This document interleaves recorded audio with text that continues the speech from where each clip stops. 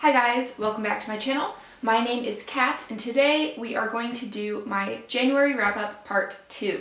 So I have 6 books to talk about, 5 which I read and 1 DNF. So without further ado, let's go ahead and get right on into it.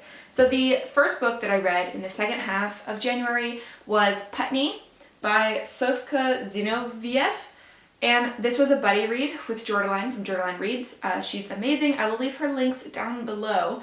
In this one, we are following a young girl who, throughout her childhood, becomes engaged in an affair with an older man, like one of the friends of her father.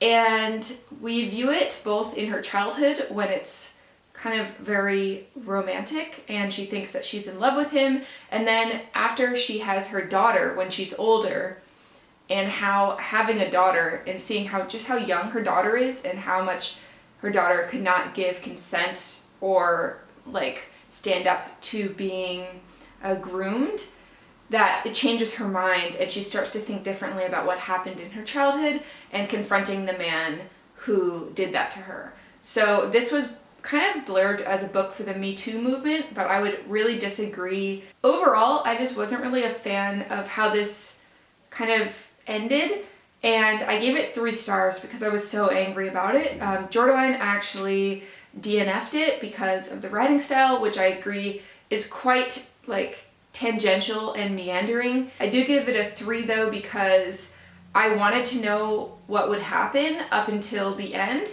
So it did keep my attention, but I just disagree completely with the way that the ending went. Starting off on a middling note here, let's hope it gets better. And it does not get better because the next book I'm talking about is Lorelei by Dockrill. This is a YA book about mermaids. And I tried to read this because if you didn't know, my theme for January was reading like sea-themed books, especially about mermaids. And I DNF'd this because I just could not. This is alternating perspectives through the chapters, but not only are the perspectives the mermaid who comes ashore and the boy who finds her, but we're also seeing points of view from like ships that have sunk off the coast and different inanimate objects and things that have like no relation to the story. And I'm just tired of narratives that keep pulling me out of the main story. I think I'm especially bitter about it after having tried to read A Starless Sea and getting over 150 pages into that book and then being like, stop. Stop ruining the points of view that matter. So that's just my opinion and I just was not here for this. So this is a DNF and I'll be giving it away. However, now we're going to change gears completely and I'm going to talk about an amazing, amazing poetry collection that everyone should read. So this is Your Heart is the Sea by Nikita Gill. This is my first poetry collection by Nikita Gill and oh my god, was I in love. So this is basically kind of around the theme of an ocean and things in the ocean. So if you can see, there's different stages here. And the poetry collection is segmented into these chapters and it is so freaking good. She's talking about a breakup and her own mental health and kind of like trying to battle through a breakup and then like afterwards like just the destruction that follows in the wake of a breakup and then building herself back up and being like a functioning person again. And this poetry collection was so amazing. There are Greek myths that are referenced in here. Like one whole chapter is a retelling of Greek myths that I was like, oh my god, I love it so much.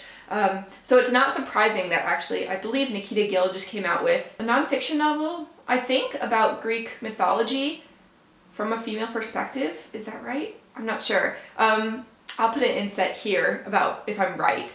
But Nikita Gill's writing style is just amazing, so beautiful. I'm so glad because I've been struggling with poetry as of late. It's very rare that I pick up poetry and I'm like, yes, this is for me.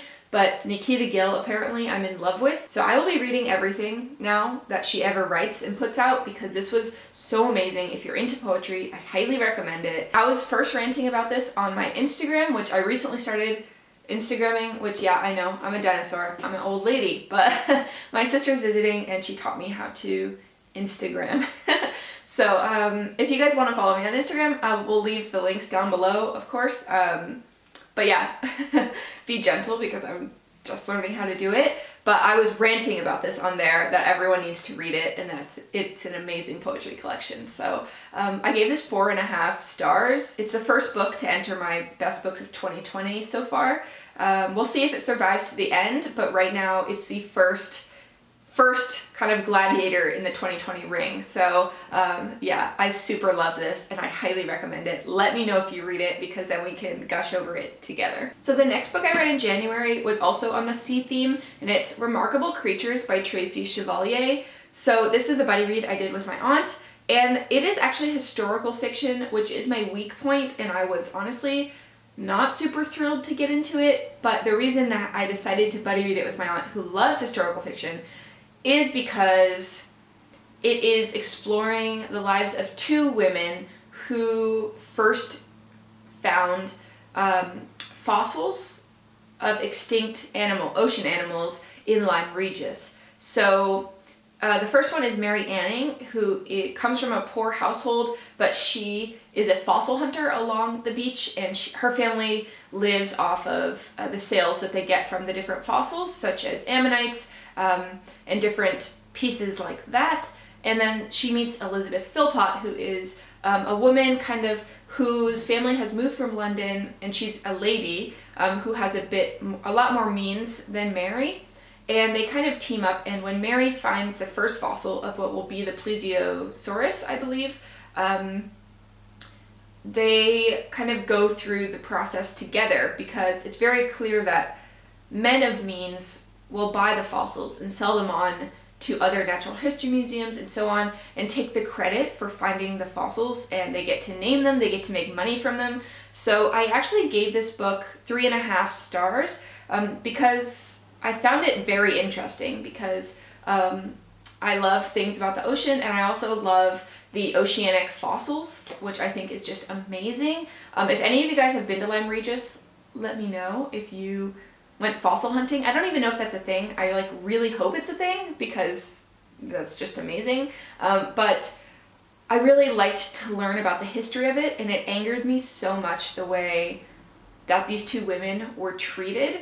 The reason it gets 3.5 stars for me is because some parts I did find boring. I think that in the beginning, when Tracy Chevalier was setting up the historical context and also the characters slowly getting to know each other, I was a little bored, because I just want to get to the main meat of it, where they find the fossils and then we go through it like that. But if you like historical fiction, then you might like this more than I did. 3.5 stars is still really good. I did really enjoy reading it, and I really liked the ending. If you are at all into fossils like I am, definitely check it out, because I don't know, it was pretty cool to read about, honestly. So historical fiction still isn't my jam, but this was definitely one that I don't regret reading. So the next book I read, you will have actually seen in my February TBR, but I managed to slip it in January. This is Mooncakes by Wendy, Zhu, and Suzanne Walker. This is a book that I've been waiting forever to come in for my library. So this is about a witch named Nova, who one day runs into a white wolf who is Tam, who is a werewolf from her childhood. And Tam is a non-binary runaway who has fled from their family home and is on the run hunting a demon that is in the woods. So they have to team up together to take down this demonic force, and things go from there. So let's start out with the things that I really loved about this. I loved the representation.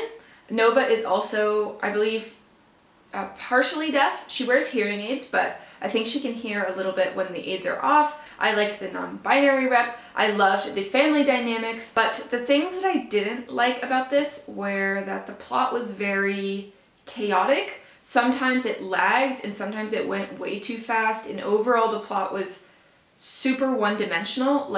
One other character was introduced that's outside of the family, and then it's oh ho ho, who could have guessed that this was the villain? Oh my gosh, my mind is blown.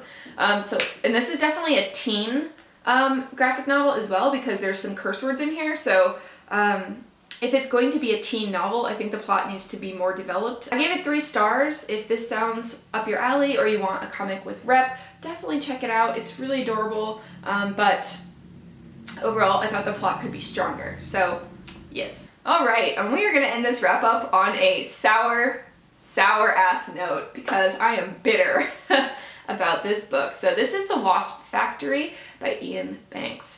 So this is actually the book that I sent to Jordaline for Christmas because I was so convinced that it would be good, and I was so wrong.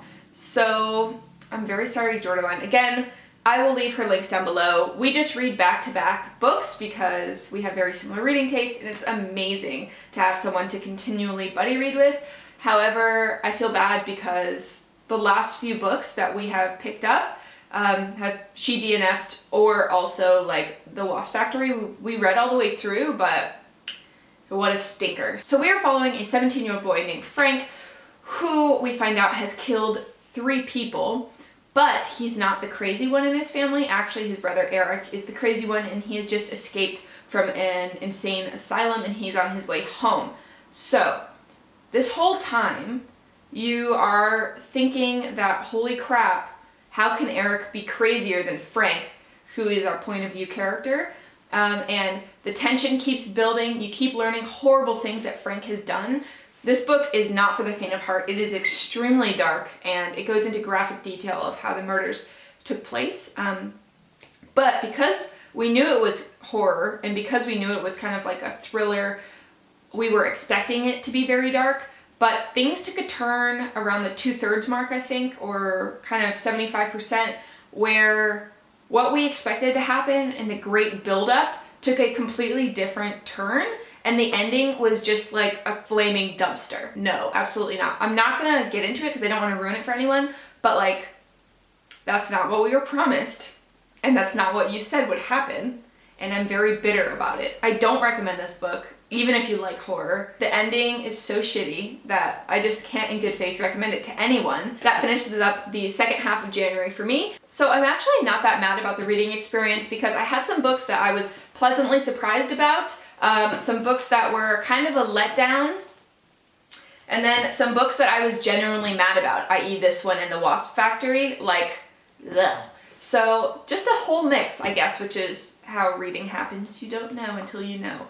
So yeah, I'm just gonna leave it at that. I hope that you guys are having an amazing end to your January / this is going up in February, so beginning of your February. I am just excited to read for Black History Month and hear a lot of amazing Black voices. And if you haven't checked it out already, my February TBR is up. I am reading exclusively Black authors for February, and I'm very excited about it. So check it out if you want. I will leave links down below. I love you so much, and I will talk to you soon in another video.